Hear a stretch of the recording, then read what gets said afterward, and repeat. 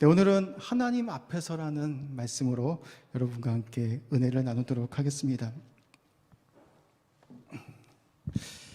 네, 어려서부터 우리가 자주 듣던 말이 있습니다. 착하게 살면 복을 많이 받는다라는 말을 우리가 자주 듣곤 했습니다. 성경 말씀에도 하나님은 유인의 삶을 축복해 주신다라는 말씀을 자주 이렇게 언급하십니다.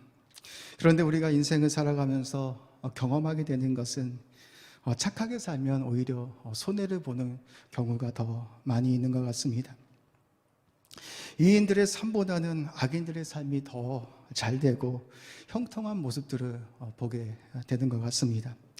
시편 73편 말씀에 보면 이인은 악인들의 형통함을 보고 그 이유를 알 수 없어서 몹시 괴로워합니다.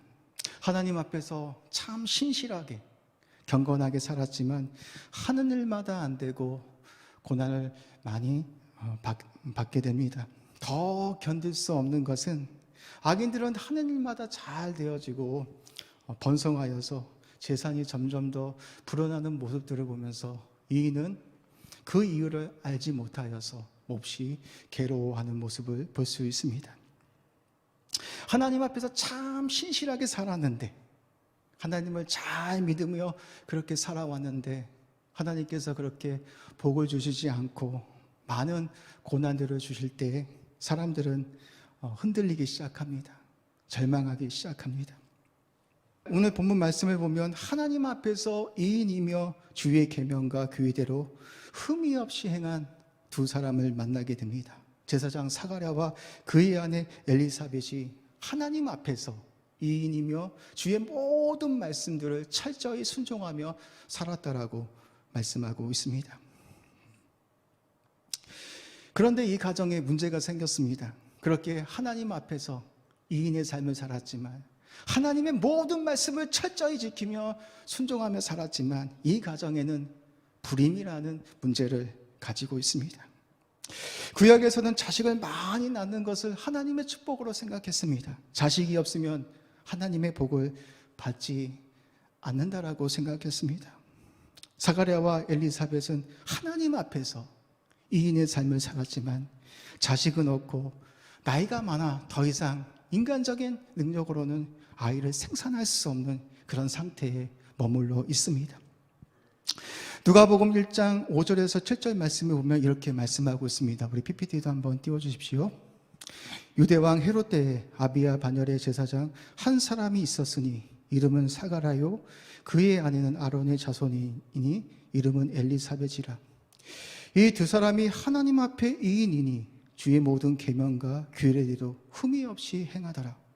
엘리사벳이 잉태를 못함으로 그들에게 자식이 없고 두 사람이 나이가 많더라. 아멘. 사가랴는 아비야 반열의 제사장이었습니다. 오늘날로 말하면 목사와 같은 사람이었습니다. 하나님 앞에서 신실하게 삶을 살았지만 주의 모든 계명과 규례대로 흠이 없이 그렇게 살아왔지만 불행히도 이 가정에는 자식이 없고 두 사람은 나이가 많다라고 이렇게 말하고 있습니다. 하나님 앞에서 이인이었다는 것은 사가랴와 엘리사벳이 하나님과의 올바른 관계를 맺으며 하나님의 말씀대로 그렇게 철저하게 순종하며 살아온 사람이었음을 우리에게 말해주고 있습니다.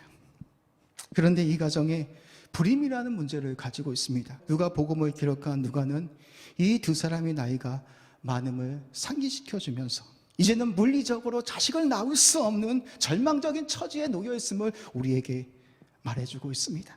하나님이 능력이 아니고서는 도저히 인간의 힘으로 아이를 낳을 수 없는 그런 처지에 있음을 우리에게 상기시켜 주고 있습니다. 아브라함이 자식을 낳을 수 없는 나이 100세에 하나님께서 이삭을 주신 것처럼 이 가정에도 하나님의 능력이 없으면 도저히 자식을 낳을 수 없는 그런 처지에 놓여 있습니다. 저는 새해 첫날 이 말씀을 묵상하면서 오랜 시간 동안 아이가 없는 이 가정의 아픔을 공감할 수 있었습니다. 저는 결혼한 지 6년이 되었습니다. 결혼도 좀 늦게 해서 아이를 빨리 갖고 싶었지만 아직까지 아이가 없습니다.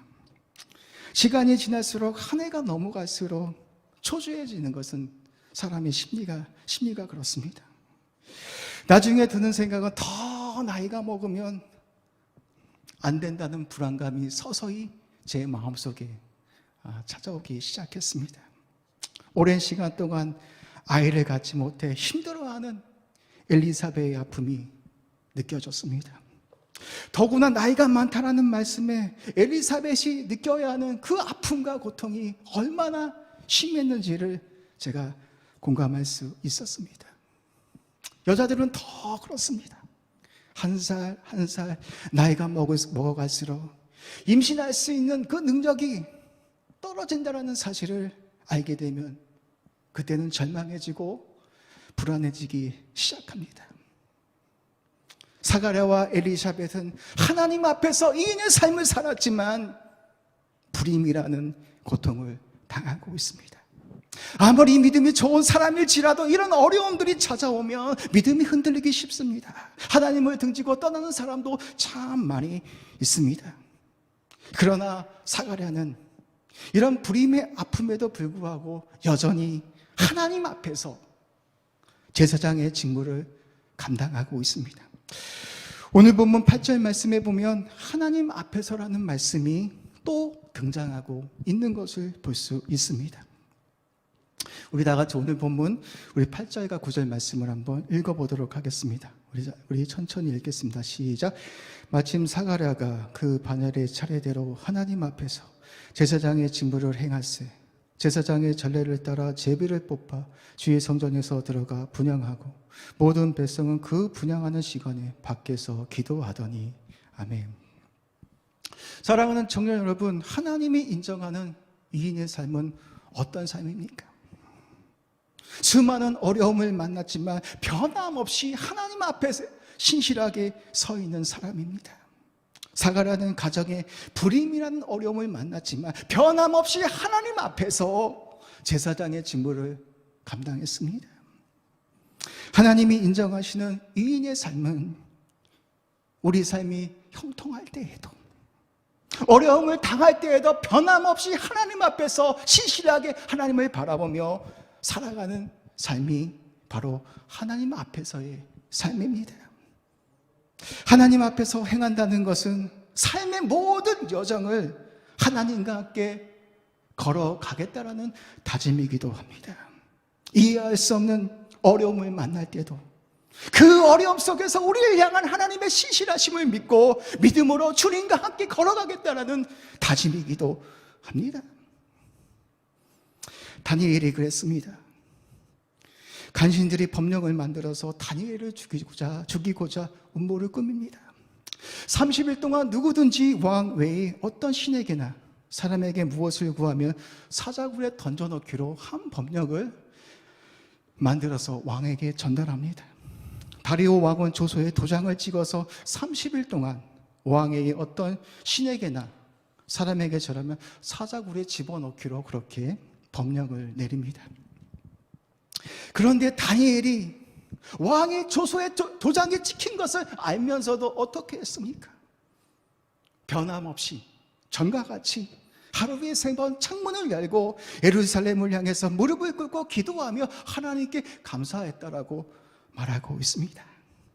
다니엘은 사람 앞에서의 삶이 아니라 눈에 보이지 않지만 하나님 앞에서의 신실한 삶을 살았기 때문에 죽을 것을 알면서도 전에 하던 대로 살아계신 하나님을 향하여 기도할 수 있었고 감사할 수 있었습니다.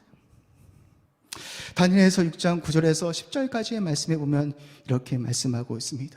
이에 다리오 왕이 조서의 왕이 도장을 찍어 금령을 내니라.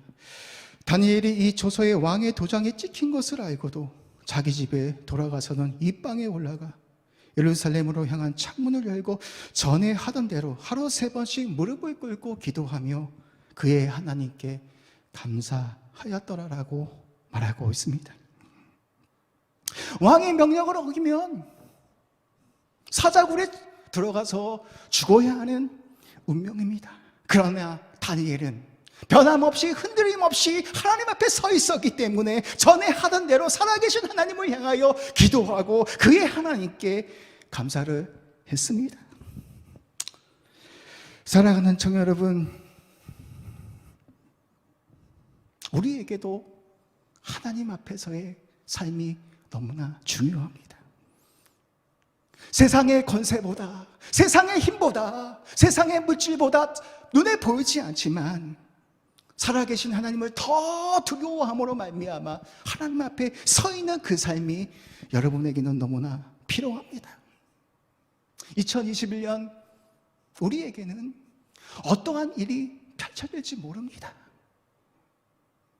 많이 기도하고 우리가 계획하고 새 소망을 가지고 있지만 우리 삶 가운데 어떠한 일이 일어날지 모릅니다. 이 불확실한 시대 속에서 우리는 늘 하나님 앞에서 서 있는 자들이 되어져야 합니다. 어떠한 삶이 주어진다 할지라도 변함없이 흔들림 없이 하나님 앞에 서 있어서 하나님을 신실하게 바라보며 걸어갈 수 있는 주님의 청년들이 되시기를 주의 이름으로 축복합니다. 하나님 앞에서의 삶은 코람데오의 삶입니다. 여러분, 코람데오가 무슨 뜻입니까? 라틴어로 하나님 앞에서라는 뜻입니다. 이 뜻은 매 순간 하나님 앞에 서 있는 사람처럼 하나님의 영광을 위해서 살아가겠다는 다짐입니다. 내가 무엇을 하든 간에, 내가 무슨 계획을 세우든 간에 우리는 하나님 앞에서 코람데오의 삶을 살아가야 합니다. 하나님께서 마치 내 인생을 바라보고 계시는 것처럼 무엇을 하든지 하나님의 영광을 위하여 살아갈 수 있는 청년들이 되시기를 주의 이름으로 축복합니다. 요셉이 그런 삶을 살았습니다. 보디발의 아내가 끊임없이 유혹해 오지만 그 유혹을 뿌리칠 수 있었던 것은 무엇입니까? 내가 어찌하여 하나님 앞에서 득죄할 수 있겠습니까? 라고 그렇게 외치며 보디발의 유혹을 뿌리치며 도망쳤습니다.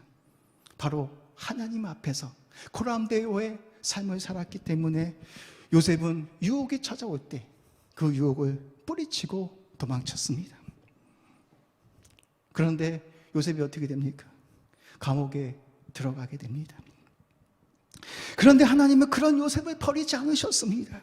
하나님이 정하신 고난의 시간이 찾아 하나님은 요셉을 기억하셔서 애굽의 총리로 삼아주셔서 하나님의 구속사역을 이끌어가는데 요셉을 사용하여 주셨습니다. 사랑하는 청년 여러분, 우리 삶 가운데 뜻하지 않은 많은 어려움들이 찾아온다 할지라도 우리가 변함없이 하나님 앞에 신실하게 서 있을 때에 하나님은 여러분의 인생을 기억해 주실 것입니다. 수없이 기도한다 할지라도 그 기도가 응답되어지지 않는다 할지라도 하나님은 여러분의 기도를 듣고 하나님의 때가 차면 여러분들을 기억해 주실 것입니다. 그리고 하나님의 은혜로 여러분을 축복해 주실 것입니다. 우리는 그러한 믿음을 가지고 2021년을 살아가야 합니다. 사가랴는 모든 삶을 하나님 앞에서 신실하게 살았습니다. 불임이라는 큰 아픔이 있었지만 그럼에도 불구하고 하나님 앞에서 제사장의 직무를 신실하게 감당했습니다. 그런 사가랴를 하나님은 기억하시고 사가랴 인생 가운데 찾아오십니다. 사가랴가 성전에서 분향하는 동안 주의 천사 가브리엘이 나타나서 사가랴에게 좋은 소식을 전해주고 있습니다. 오늘 본문 11절에서 14절까지 말씀해 보면 주의 천사가 나타나서 이 사가랴에게 이런 말을 전해주고 있습니다. 제가 11절에서 14절 말씀 한번 읽어보도록 하겠습니다. 주의 사자가 그에게 나타나 향단 우편에 선지라. 사가랴가 보고 놀라며 무서워하니 천사가 그에게 이르되 사가랴여 무서워하지 말라. 너의 간구함이 들린지라. 내 아내 엘리사벳이 내게 아들을 낳아 주리니 그 이름을 요한이라 하라. 너도 기뻐하고 즐거워할 것이요 많은 사람도 그의 태어남을 기뻐하리니 라고 말하고 있습니다. 하나님께서는 사가랴의 간구를 들으시고 주의 천사를 보내서 그의 아내 엘리사벳을 통해서 아들을 낳을 것이라는 기쁜 소식을 전해줍니다. 사가라는 오랜 시간 동안 하나님의 뜻이 이루어지기를 성전에 들어가서 기도했습니다. 오늘 본문 13절에 간구했다라는 단어는 이 헬라어 단어로 분석해 보면 사가랴가 개인의 소망을 위하여 기도한 것이 아니라 영적으로 불임 가운데 있는 이 암울한 시대를 바라보면서 메시아가 오셔서 구원의 시대를 열어주시도록 하나님의 은혜를 구하는 기도를 했습니다. 하나님은 그런 사가랴의 기도를 들으시고 나이가 많아 이제 인간의 힘으로 자식을 낳을 수 없는 그런 엘리사벳을 통해서 아들을 낳게 하십니다. 영적으로 암울한 세상을 깨울 수 있는 자식을 주셔서 이 가정을 통해서 주님의 오심을 준비하는, 예비케 하는 그런 복음의 통로로 이 가정을 사용하십니다. 하나님은 불임으로 절망하는 이 가정을 들어쓰셔서 예수님의 길을 준비하는 복음의 통로가 되게 하여 주셨습니다. 사랑하는 청년 여러분, 우리 기도의 대부분이 무엇입니까? 2021년 우리가 새해를 맞이하면서 많은 기대를 가지고 있습니다. 여러분의 주된 기도의 제목들은 어떤 것입니까? 나만 복을 받고 형통하고 잘되게 해달라는 기도가 대부분이지는 않습니까?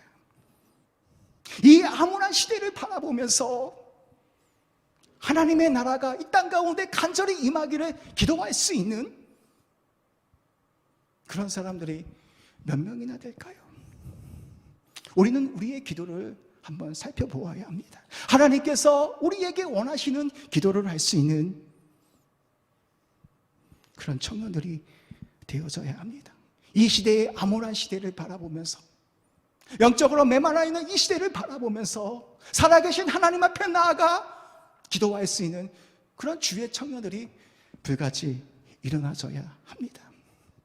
사가랴는 영적으로 불임 같은 시대의 아픔을 바라보면서 메시아가 하루빨리 오셔서 이 암울한 시대를 다스려 주시기를, 통치해 주시기를 그렇게 간절히 기도했습니다. 하나님은 그런 사가랴의 기도를 들으시고 그의 가정에 세례 요한을 태어나게 하셔서 예수님의 오심을 준비할 수 있는 복음의 통로로 사용하여 주셨습니다. 오늘 보면 15절과 17절 말씀에 보면 이렇게 말씀하고 있습니다. 이는 그가 주 앞에 큰 자가 되며 포도주나 독한 술을 마시지 아니하며 모태로부터 성령의 충만함을 받아 이스라엘 자손 주 곧 그들의 하나님께로 많이 돌아오게 하겠습니다. 그가 또 엘리야의 심령과 능력으로 주 앞에 먼저 와서 아버지의 마음을 자식에게 거스르는 자를 이인의 슬기에 돌아오게 하고 주를 위하여 세운 백성을 준비하리라라고 말씀하고 있습니다. 하나님은 사가랴의 기도를 들으시고 암울한 시대를 깨울 수 있는 세례 요한을 태어나게 하셔서 주님의 오심을 준비하도록 하셨습니다. 세례 요한이 장성에서 어떻게 합니까? 많은 사람들에게 이렇게 외칩니다. 이 독사의 자식들아, 회개에 합당한 열매를 맺으라라고 이렇게 외쳤습니다. 누가복음 3장 7절과 9절 말씀에 보면 세례 요한이 장성에서 이렇게 복음을 외칩니다. 요한이 세례받으러 나와오는 무리에게 이르되 독사의 자식들아, 누가 너희에게 일러 장차 올 진노를 피하라 하더냐. 그러므로 회개에 합당한 열매를 맺고 속으로 아브라함이 우리 조상이라 말하지 말라. 내가 너희에게 이르노니 하나님이 능히 이 돌들로도 아브라함의 자손이 되게 하시리라. 이미 도끼가 나무 뿌리에 놓였으니 좋은 열매 맺지 아니하는 나무마다 찍혀서 불에 던져지게 될 것이다 라고 이렇게 외쳤습니다. 세례 요한은 거침없이 선포했습니다. 이 독사의 자식들아, 회개에 합당한 열매를 맺으라라고 이렇게 외쳤습니다. 이 외침을 듣고 사람들이 어떻게 합니까? 이런 반응을 보입니다. 우리가 어떻게 하여야 하나님의 진노로부터 구원을 받을 수 있겠습니까? 라고 이렇게 질문을 합니다. 누가복음 3장 10절과 14절 말씀에 보면 무리들이 이렇게 세례 요한에게 질문을 하고 있습니다. 옷 두 벌 있는 자는 옷 없는 자에게 나눠줄 것이요 먹을 것이 있는 자도 그렇게 할 것이니라 하고, 세리들도 세례를 받고자 하여 와서 이르되 선생이여 우리는 무엇을 하리이까 하며 이르되 부과된 것 외에는 거두지 말라 하고, 군인들도 물어 이르되 우리는 무엇을 하리이까 하며 이르되 사람에게서 강탈하지 말며 거짓으로 고발하지 말고 받는 긍휼을 족한 줄로 알라 하리라 라고 이렇게 세례 요한이 말합니다. 세례 요한의 외침은 삶을 바꾸라는 것입니다. 회개에 합당한 열매를 맺어서 주님의 오심을 준비하는 자들이 되라라고 이렇게 외친 것입니다. 하나님의 나라가 가까이 왔으니 회개하고 복음을 믿으라는 외침이기도 합니다. 여러분, 하나님의 나라가 어떤 것입니까? 우리가 죽어서 가는 저 하늘 멀리 있는 것이 아니라 하나님의 나라는 예수님의 통치가 있는 것이, 주님의 통치가 있는 것이 하나님의 나라이기도 합니다. 그 통치 안에 들어오기 위해서는 기존의 삶을 바꾸지 않고서는 너희가 주님의 통치 안에 들어올 수 없다라는 외침이기도 합니다. 주님이 오시기 전에 회개에 합당한 열매를 맺어 그분의 통치 안에 들어갈 수 있도록 세례 요한이 그 사명을 감당하게 된 것이었습니다. 영적으로 암울한 시대 가운데 하나님 앞에서 변함없이 신실하게 서 있는 사가랴의 가정을 통해서 영적 불임으로 절망 가운데 있는 이스라엘을 깨우쳐서 주님의 오심을 준비케 하였습니다. 사랑하는 청년 여러분, 오늘 이 시대 가운데 하나님이 필요로 하는 사람은 어떤 사람입니까? 바로 사가랴처럼 어떤 삶이 주어지든 간에 변함없이 하나님 앞에 신실하게 서 있는 사람입니다. 인생 가운데 수많은 어려움이 찾아온다 할지라도, 이해할 수 없는 상황들이 찾아온다 할지라도 변함없이 하나님 앞에 신실하게 서 있는 사람을 통해서 하나님께서는 그 사람을 통해서 일하실 것이고 역사에 나가실 것입니다. 사랑하는 청년 여러분, 2021년 새해가 밝았습니다. 많은 계획들이 있지만 우리는 미지의 그 2021년을 우리가 어떻게 펼쳐질지를 우리가 알 수는 없습니다. 그러나 우리가 한 가지 확실한 것은 그 보이지 않는 그 미래를 우리가 잘 헤쳐나가기 위해서는 우리가 변함없이 하나님 앞에 서 있어야 합니다. 그리고 기도하는 사람들이 되어야 합니다. 힘들고 어렵다 할지라도 말씀을 붙들고 하나님 앞에 서 있는 자들이 되어져야 합니다. 우리의 삶이 칠흑같이 어둡다 할지라도 하나님은 우리를 외면하고 있는 것이 아니라 우리의 모든 처지와 형편들을 다 아시고 우리의 아픔을 들으시는 그 하나님께서 여러분의 그 신실한 모습들을 보시고 여러분들을 기억하여 주실 것입니다. 사가랴가 변함없이 하나님 앞에서 기도했는데 하나님께서 그의 기도를 들어주신 것처럼 우리에게도 그런 믿음이 필요합니다. 2021년 우리는 무엇보다 하나님 앞에 서 있어야 합니다. 코람데오의 삶을 살아가야 합니다. 하나님과 함께 걸어가는 삶을 살아가야 합니다. 형통할 때에도, 사망의 음침한 골짜기를 걸어갈 때에도 주님이 나와 함께 하심을 믿고 그렇게 코람데오의 삶을 걸어간다라면 하나님께서 여러분의 삶을 기억하여 주시고 때가 되어지면 돌보아 주셔서 여러분들에게 많은 은혜를 부어 주실 것입니다. 우리가 그런 믿음을 가지고 2021년 승리하는 우리 청년들 되시기를 주님의 이름으로 축복합니다. 아멘. 우리 제가 반주 한번 해주시고요. 우리 새해 첫날인데 우리 말씀을 기억하면서 우리 한번 기도할 수 있었으면 좋겠습니다. 하나님, 우리가 2021년 많은 계획들, 소망함들 많이 있습니다. 이렇게 됐으면 좋겠는데 그렇게 기도하지만 하나님, 그렇습니다. 하나님이 함께 해주셔야 가능한 일임을 고백합니다. 하나님, 2021년 우리 앞에 어떠한 일이 펼쳐질지 우리는 알 수 없습니다. 너무나 연약합니다. 그럼에도 불구하고 하나님, 내가 하나님 앞에 서 있기를 원합니다. 형통한 삶이 주어진다 할지라도, 내 인생 가운데 이해할 수 없는 어려움이 찾아온다 할지라도 변함없이 하나님 앞에 내가 서 있기를 원합니다. 하나님 앞에서 기도하면서 우리들의 아픔과 고통들을 하나님께 내어드리면서 그렇게 긴 시간 동안 하나님 앞에 머물 수 있는 우리 청년들 될 수 있도록 하나님 은혜를 베풀어 주시옵소서. 하나님, 우리 청년들이 2021년 한 해는 하나님을 찾는 인생들이 되게 하여 주시옵소서.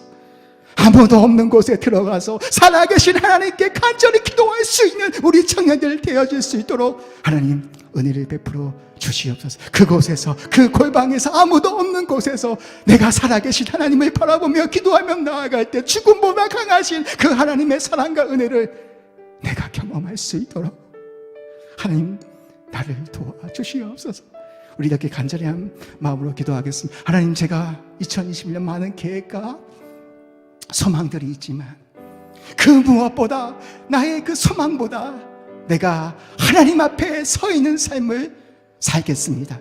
이렇게 우리가 다짐하면서 우리가 한번 살아계신 하나님을 향하여 함께 기도하도록 하겠습니다. 기도하겠습니다.